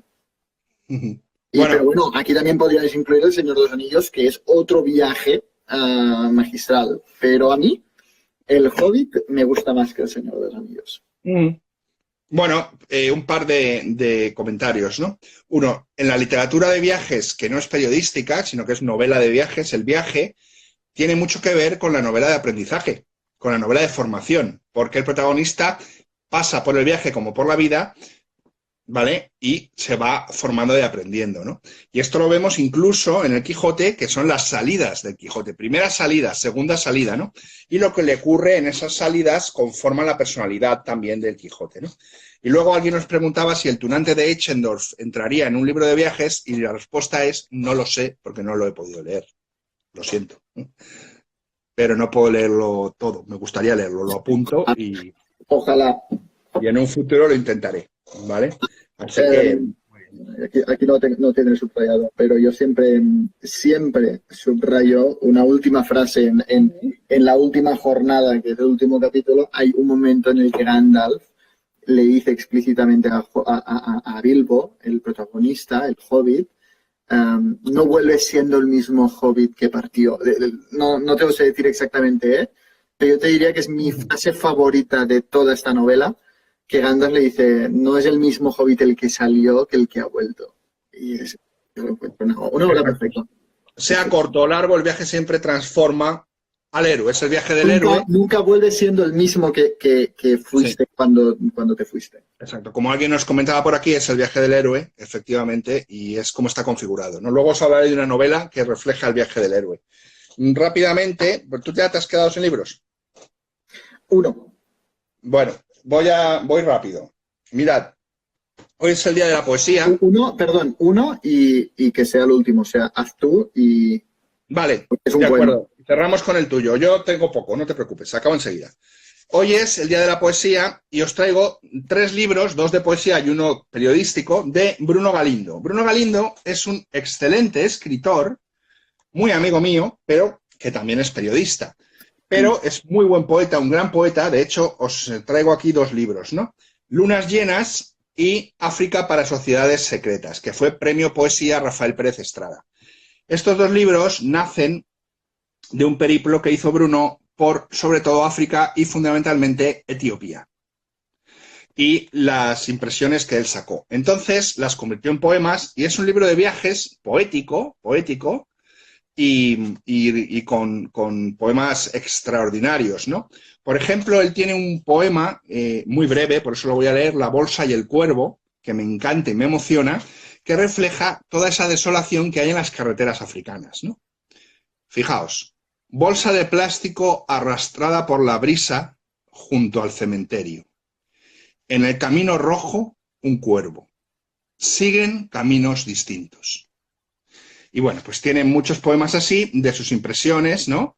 A lo largo de África y fundamentalmente, como digo, en Etiopía, ¿no? Lunas llenas y África para sociedades secretas. Y también de él, pero en su faceta de periodista, y que me perdonen si me equivoco, pero no lo creo, el primero que lo hizo, se fue a Corea del Norte y publicó con debate este extraordinario libro que se llama Diarios de Corea y que es su viaje a Corea del Norte y donde nos cuenta también en un montón de páginas, en casi 500 páginas que no tienen desperdicio, pues sus aventuras en Pyongyang y sus aventuras como periodista que va a ver la cara afable del régimen y que él luego escribirá la verdadera cara del régimen. Es un libro magnífico que yo lo he vuelto a leer a raíz de que hice unos talleres sobre el libro de Bandi de cuentos de Corea del Norte. También me lo hiciste. Y tú asististe a ese taller, espero que te gustara. Mucho. Y este libro es muy divertido, muy entretenido y sobre todo cuenta cosas que luego otros periodistas, me viene a la cabeza John Sistiaga, vieron como un filón donde picar, hicieron reportajes y tal, pero el amigo Bruno, si no fue el primero, fue de los primeros. Y este libro es una lección de reporterismo, pero también de buen narrador. Él tiene una novela que se llama El Público y tiene otra novela que publicada en lengua de trapo y tiene otra novela que no consigue editorial, si hay algún editor por aquí que lo apunte, que se llama Rewind y que es se llama Remake, es que yo la leí leí el manuscrito, se llama Remake y que también es muy, muy, muy interesante. Os recomiendo esos libros de poesía y os recomiendo también el libro de Diarios de Corea si queréis ahondar en la realidad de Corea del Norte. Y luego, ya que estamos ahora ya en periodismo y libros de viaje, Bruno Galindo es uno de los nómadas, de los que me refería antes. No tiene casa y va por ahí alojándose donde puede. Y otro de este tipo de estos nómadas es Sergi Belver, que también vive el nomadismo y que publicó este libro en la línea del horizonte que se llama Variaciones sobre Budapest. Y es su viaje a Hungría y en concreto a Budapest. Muy interesante el libro, a mí me gustó muchísimo y os lo recomiendo. Es un libro cortito, son 120 páginas y son no diría sus impresiones, son sus interacciones o interactuaciones, como se diga, con los húngaros y con Budapest, ¿no? Y es un libro magnífico. Y de su gran amigo, porque son muy amigos, Mario Coleoni, también en la línea del horizonte, un librazo extraordinario que se llama Contra Florencia. Y aquí, Contra Florencia, precisamente porque denuncia el turismo de masas, denuncia cómo se ha convertido Florencia en una ciudad utilitaria, con el trasfondo de escritores que han vivido Florencia y les ha dolido cómo se ha corrompido por el turismo, como por ejemplo Giovanni Papini, que es un autor que algún día os hablaré de él, que es muy recomendable, y Mario Coleoni Contra Florencia nos dice que el viaje está en la mirada, no en el desplazamiento físico, y te va diciendo cosas de las que te tienes que fijar que no se fijan los turistas de masas, ¿no? Y bueno, pues el viaje puede realizarse sentado en un banco, en un parque, y fijándote en lo que hay alrededor, ya puedes viajar muy lejos y darte cuenta de que aunque vivas en Madrid o en Burgos o en la China, y tu entorno te sea familiar, si tú te sientas en un banco y contemplas y te paras a mirar, que es lo que no hacemos porque es el mar del siglo XXI, no saber mirar, descubres otras realidades que son fascinantes, y sobre todo si es Florencia, ¿no? Entonces, bueno, os lo aconsejo, es un recital de arquitectura, de pintura, de cultura, bueno, maravilloso, maravilloso, y nos habla sobre el Renacimiento y sobre lo que fue el hombre en el Renacimiento y todo eso que, bueno, hemos echado un poco o mucho a perder, ¿no? Y me queda uno nada más, El viaje del héroe, el curioso incidente del perro a medianoche. No me gustó nada. Bueno, un niño que tiene un síndrome de Asperger o un autismo, el síndrome no se pronuncia en el libro. Entiendo que no te gustara, ha sido un superventas, pero a mí lo que me interesa es el viaje que hace en metro, bueno, primero en cercanías y luego en metro, para ir desde su casa hasta la casa de su madre, que está en Londres. Y es muy entretenido, está lleno de planos, de dibujos, ¿no? Aquí tenemos un plano. Y entra en el tipo de pensamiento, ¿no? Del protagonista. Sí. Y es un viaje externo porque reúne el valor para irse solo, que nunca lo ha hecho, e interno porque es un viaje de crecimiento. Él es el héroe y hace todas las etapas del viaje del héroe, hasta que acepta el desafío, lo lleva a cabo y lo cumple, ¿no? Bueno, no te gustó. A mí me dio mucho de sí y hice un taller muy interesante sobre este libro y no me parece una mala novela. Quizás las expectativas me fallaron, pero bueno, no... Y es un viaje corto y es un viaje llevado a cabo por una persona que supera sus límites o los límites que le ha impuesto la sociedad y lo lleva a cabo, ¿no? Y se va en metro y se va en tren hasta el centro de Londres o hasta otra periferia, no recuerdo bien. Y lleva a cabo ese viaje y es un viaje también de crecimiento y de formación, ¿no? Porque no es el mismo cuando acaba el libro que cuando ha empezado. Te dejo acabar. Yo que pensaba que me había pasado con los libros, bueno, yo quería terminar con mi poema favorito, que ya lo recité en Instagram TV para participar como mi granito de arena a una iniciativa creada por Señora Bibliotecaria, que era un poemario al mes. No pude participar y fue mi manera de participar, ¿no? Recitarlo. Un poema que siempre tengo muy, muy, muy presente y que antes Mari Carmen Padilla ha nombrado, que es Ítaca de Cavafis. Es un poema muy importante para mí y que no podía faltar en este directo porque también es, otra vez, ¿no? El viaje como crecimiento. ¿Cómo es Cavafis? ¿Cómo es Cavafis? La vida como viaje, la vida entendida como un viaje. Y lo tengo aquí, lo voy a recitar porque es muy rápido. Sí. Y si te parece, terminamos con este poema. Sí, porque nos quedarían 10 minutos para que se te vuelva a salir el contador, o sea que sí. Voy tirando. Dice, cuando emprendas tu viaje a Ítaca, pide que el camino sea largo, lleno de aventuras, lleno de experiencias. No temas a los lestrigones ni a los cíclopes, ni al colérico Poseidón. Seres tales jamás hallarás en tu camino si tu pensar es elevado, si selecta es la emoción que toca tu espíritu y tu cuerpo. Ni a los lestrigones ni a los cíclopes, ni al salvaje Poseidón encontrarás si no los llevas dentro de tu alma, si no los yergue tu alma ante ti. Pide que el camino sea largo, que muchas sean las mañanas de verano en que llegues, con qué placer y alegría, a puertos nunca vistos antes. Detente en los emporios de Fenicia y hazte con hermosas mercancías, néctar y coral, ámbar y ébano, y toda suerte de perfumes sensuales, cuantos más abundantes perfumes sensuales puedas. Ve a muchas ciudades egipcias, aprender de sus sabios. Ten siempre a Ítaca en tu mente. Llega allí, y llegar allí es tu destino, mas no apresures nunca el viaje. Mejor que dure muchos años y atracar viejo ya en la isla, enriquecido de cuanto ganaste en el camino, sin aguantar a que Ítaca te enriquezca. Ítaca te brindó tan hermoso viaje. Sin ella no habrías emprendido el camino, pero no tiene ya nada que darte. Aunque la halles pobre, Ítaca no te ha engañado.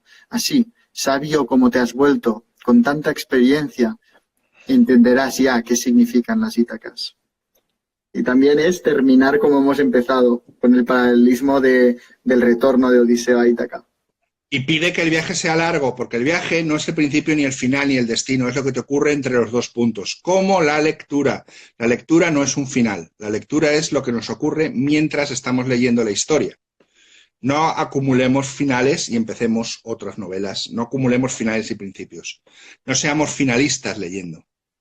Entendámosla como un viaje que sea largo y que lo mejor que ocurre en él es lo que ocurre mientras lo hacemos. Y todo lo bueno, no solo la lectura, la vida, todo es un viaje, no es... Exacto.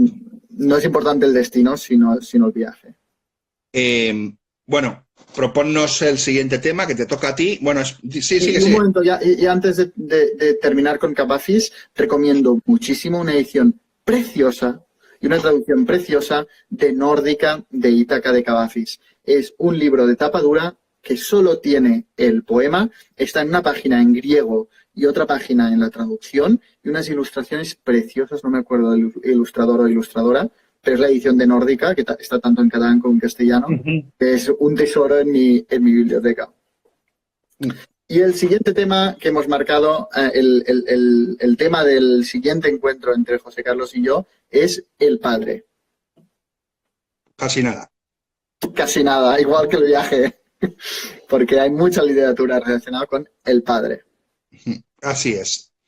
Y bueno, pues ya os avisaremos en el momento en que lo hagamos y hemos hecho esto sobre todo para vosotros, para que paséis el confinamiento lo más agradable posible y estas 2 horas que hemos estado, pues esperamos que os hayan servido de algo y que os hayan ayudado a llevar esta tarde-noche de sábado.